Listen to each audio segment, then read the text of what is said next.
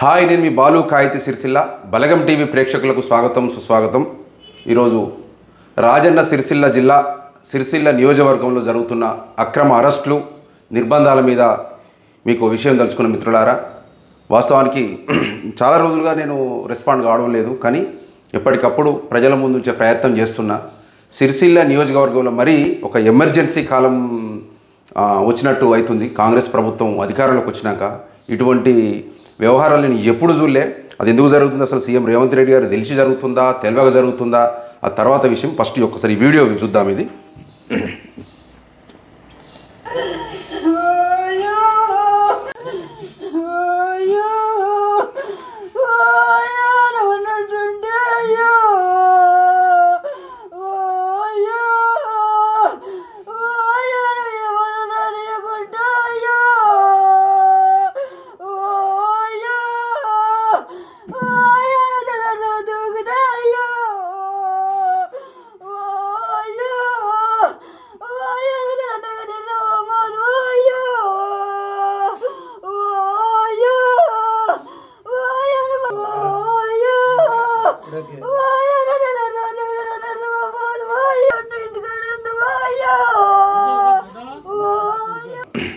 ఇతని పేరు ఏం పేరు అంటే సలేంద్రి బాలరాజు.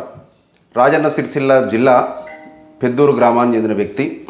అతను సింగిల్ విండో డైరెక్టర్గా, ఎంత డైరెక్టర్ అంటే పెద్ద పదవేం కాదు, 30 మంది 40 మంది రైతులు ఓటేస్తే కూడా సింగిల్ విండో డైరెక్టర్ గెలుస్తారు. అది రైతులకు సంబంధించి పార్టీలకు సంబంధించింది కాదు, ఒక పేద వ్యక్తి. ఈయనతో పాటు పెద్దూరులో ఇంకో బాలయ్య అనే వ్యక్తి ఉంటాడు. అతనికి ఇప్పుడు వీళ్ళు 10 రోజుల పాటు జైలు శిక్ష అనుభవించి ఈరోజే వచ్చారు. నేను వాళ్ళు ఇలా ఇంటికి వెళ్ళడం జరిగింది. వాళ్ళు ఆ కన్న తల్లి ఆ కొడుకు మీద బడి ఏడుస్తుంటే ఎంత బాధ అనిపించిందంటే, అంటే ఎవరికి మనకు జీవితాలు లేవా? సంక్రాంతి పండగను చూడకుండా కూడా అరెస్టు చేసి జైలుకు పంపించి వీళ్ళను 10 రోజులు అక్రమ నిర్బంధం జైల్లో నిర్బంధించడం చేసిన పాపం ఏందా అంటే, అసైన్ భూమి 1 ఎకరం భూమి అక్రమంగా పట్టా చేసుకున్నారండి. పట్టాలు వాళ్ళు చేసుకుంటారండి. ఆర్డీఓ కదా, ఎంఆర్ఓ కదా చేసింది, రెవెన్యూ డిపార్ట్మెంటే కదా. వాళ్ళు మోకాల ఉన్నారో లేదో అని చూసేసి పట్టా చేసేది ఎవరండి? రైతులు ఏళ్ళ కొద్ది దున్నుకున్నోడు మోకాల ఉందా లేరా అని వెరిఫై చేసేది మీ శాఖ. రైతులను ఎట్లా మీరు జైల్లో పెడతారు? బాలయ్య అంటాడు, ఏ పార్టీకి సంబంధం లేదు బాలయ్య అనే వ్యక్తి. అతను కూడా ఎకరం భూమి వాళ్ళు ఇల్లీగల్గా పట్టా చేసుకుంటాడని చెప్పేసి అతను జైల్లో పంపారు. 10 రోజులు వాళ్ళు జైలు శిక్ష అనుభవించి ఈరోజు బెయిల్ మీద వచ్చారు. వాళ్ళు మాట్లాడదామంటే కూడా భయంతో నోరు వచ్చే పరిస్థితి లేదు వీళ్ళకి రైతులే దొరికిరా? వాళ్ళు ఏం పాపం చేసిరండి? వాళ్ళకి 100 ఎకరాలు ఉన్నాయా, లేకపోతే 1000 ఎకరాలు 1000 కోట్లు ఉన్నాయా? ఇది ఎక్కడ పద్ధతి? ఇది 10 రోజుల తల్లి పండుగకు కూడా కొడుకు లేకపోతే ఆ మనోవేదన ఎవరికి తెలుస్తుంది? ఆ తల్లి ఏడుపుకు ఎవరు సమాధానం చెప్పాలి చెప్పండి? అయితే టీఆర్ఎస్ కార్యకర్తను, బీఆర్ఎస్ కార్యకర్త అయితే జైలుకు పంపడం ఒక్కటే ముఖ్యం తప్ప మన జీవితం ఏంది, మన జీవితం ఎక్కడి నుంచి వచ్చింది, వాడు పేదోడా ఉన్నోడా లేనోడా, ఏమన్నా ప్రభుత్వ భూములు వాడు ఏమన్నా కబ్జాలు చేసేమన్నా బాంబులు గిట్లా వండిస్తుండా, లేకపోతే ఏమైనా తయారు చేస్తుండే? ఏం చేస్తుండండి? వ్యవసాయం కదా చేసేది. ఎంతమందికి లేదు? ఇదే సిరిసిల్ల పరిధిలో పెద్దూరు, సర్దాపూర్, జగరాపల్ల ఊరుకు గవర్నమెంట్ ల్యాండ్లలో ఉంటుంది. మెజారిటీ 80% ఇండ్లు గవర్నమెంట్. అందరిని పంపుతారా? ఇక పంపండి, మొత్తం అందరిని పంపితే మొత్తం ఊర్లంతా కాంగ్రెస్ వాళ్ళకి అప్పచెప్పి, లేకపోతే మా మహేందర్ రెడ్డి గారికి అప్పచెప్పి మేము అంత ఊర్లు ఇడిచిపెట్టిపోతాం. మనం లేకపోతే మహేందర్ రెడ్డి అన్న, మీరు ఈ కాంగ్రెస్ ఈ నియోజకవర్గ ఇన్ఛార్జ్ ఉన్నారు, ఇట్లా రైతుల మీద ఇట్లా ఇల్లీగల్ అక్రమంగా కేసులు పెట్టి జైల్లో పంపితే మీ ప్రభుత్వానికి నష్టం, మీకు నష్టం.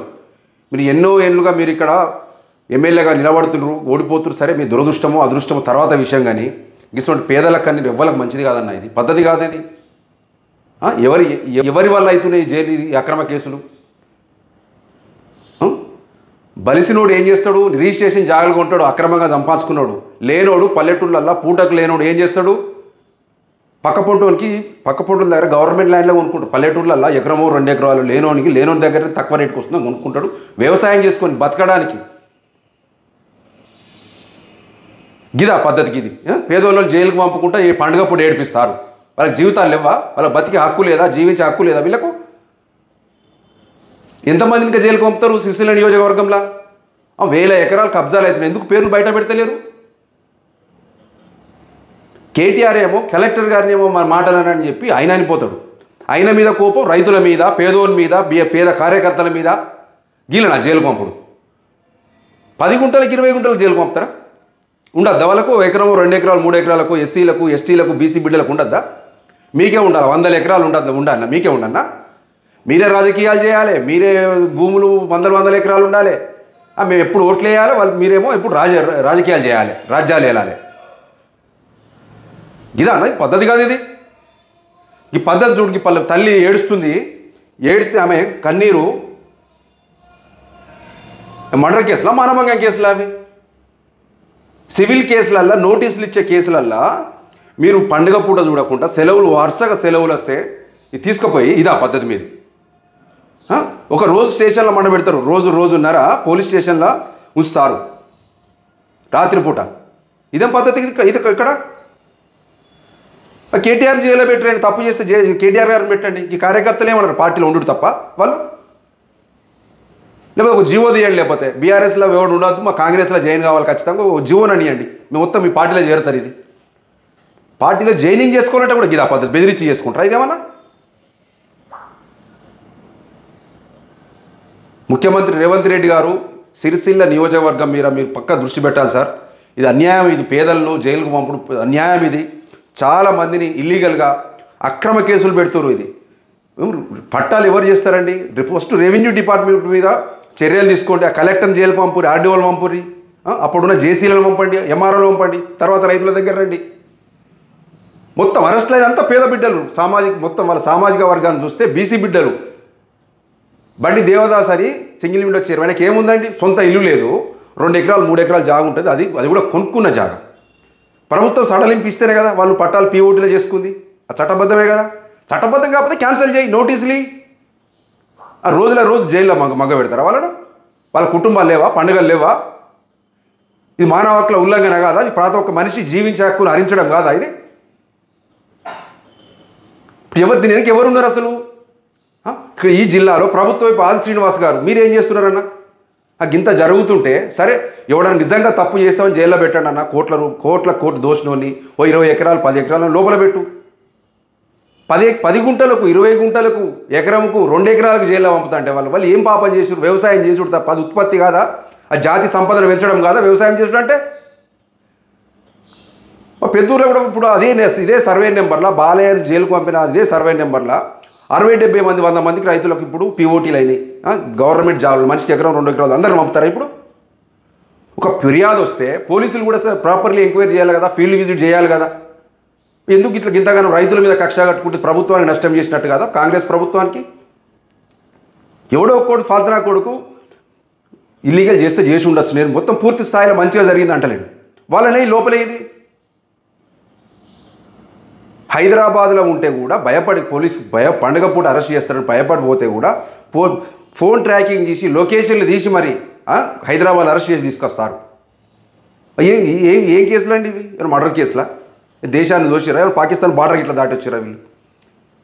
కంచెలు అన్ని విడిచిపెట్టి ఇండ్లు జాగాలు విడిచిపెట్టి పోరు కదా.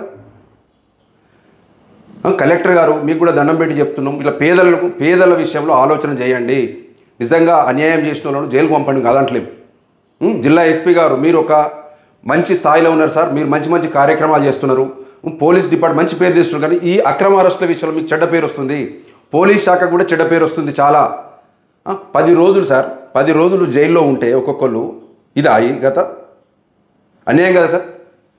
ఒక పిటిషన్ వస్తే మీరు ఎంక్వైరీ ఆఫీసర్ మీ ఎస్హెచ్ఓనే కదా, ఒకసారి ఫీల్డ్ విజిట్ చేయమనండి. వాళ్ళు ఎన్ని సంవత్సరాల నుంచి దున్నుకుంటారు, కొత్త కబ్జా చేసిండా, ఏమైనా రైతును ముంచిర్రా, ఇంకో రైతును ఎలగొట్టి తీసుకున్నారా తెలుస్తుంది కదా. ఎట్లా పిటిషన్ ఇస్తే అట్లా కేసు కట్టి లోపల పంపుతా అంటే మేము ఒకళ్ళు వేరే ఫిర్యాదులు ఇస్తాం, పంపగలుగుతారు ఎవరన్నా అన్యాయంగా? వాడు ఇప్పుడు చెయ్యని నేరానికి జైలు శిక్ష అనుభవిస్తే వాళ్ళు సంఘ విద్రోహ శక్తిలో తయారయ్యే అవకాశం ఉంది. ఈ ప్రభుత్వం మీద వ్యతిరేకత పెంచుకునే అవకాశం ఉంది, పరిపాలన మీద వ్యతిరేకత పెంచుకునే అవకాశం ఉంది. కాంగ్రెస్ నాయకులారా మీరు కూడా పేదల విషయంలో ఆలోచన చేయండి. దోపిడీ చేసిన దోపిడీ వర్గాన్ని చాలామంది ప్రభుత్వ సొమ్మును దోసుకున్న నిన్ను లోపలి 20 ఎకరాలు 30 ఎకరాలు లోపలి ఒక్కరికి 5 ఎకరాల లోపల ఉండాలని కూడా లోపల వస్తా అంటే ఎట్లా? దున్నుకుంటేనే కదా, చట్ట ప్రకారం కదా వాళ్ళు పీఓటీలో చేసుకుంది. మరి ఏ అధికారులు పరారు ఉన్నారు చెప్పండి? మీ ప్రతి కేసులో ఎంఆర్ఓలు ఆర్డీఓలు అబ్స్కాండ్గా పెడుతున్నారు. వాళ్ళు డ్యూటీలు చేస్తలేరా? వాళ్ళ రిజిస్టర్ అటెండెన్స్ రిజిస్టర్ చూస్తే తెలియదా? రోజు డ్యూటీకి వస్తలేదా అది? ఈ చట్టాన్ని ఉల్లంఘించిన టైప్ అవుతలేదా మీరు? సీఎం రేవంత్ రెడ్డి గారు సిరిసిల్ల నియోజకవర్గంలో జరుగుతున్న అక్రమ అరెస్టుల మీద మీరు రెస్పాండ్ కావాలి. కేటీఆర్ గారి మీద కోపం మీద బీఆర్ఎస్ కార్యకర్తలు కావచ్చు, వాళ్ళు కానీ పేద బిడ్డలు అందరు పేదోళ్ళు ఉన్నారు ఇందులో. మీరు ఖచ్చితంగా దీని మీద యాక్షన్ తీసుకోవాలి. ఖచ్చితంగా ఈ అక్రమ అరెస్టులు నిలిపివేయాలి. ఇల్లీగల్ పట్టాలైతే పక్క క్యాన్సిల్ చేయండి, నోటీసులు ఇవ్వండి. వాడు ఎట్లా చేసిరు ఆఫీసర్లు కూడా అడగా నిలదీయండి. అప్పటి కలెక్టర్ కూడా బాధ్యుడే ఉంటారు కదా. మొత్తం కాంగ్రెస్ ప్రభుత్వం హయాంలో వెనుకట వైఎస్ఆర్ హయాంలో అయిన కబ్జాలు ఇవి. కబ్జాలు కూడా అన్నారు. పేదోడు దున్నుకుంటే కబ్జా ఎందుకంటారండి? ఇది వాడు చేసుక బతకడానికి వ్యవసాయం చేసుకుంటే కబ్జాలు అంటారు అవి. చూడండి ఎట్లా ఏడుస్తుంది తల్లి, ఎట్లా ఏడుస్తుంది చూడండి. ఇది కథ ఇదా?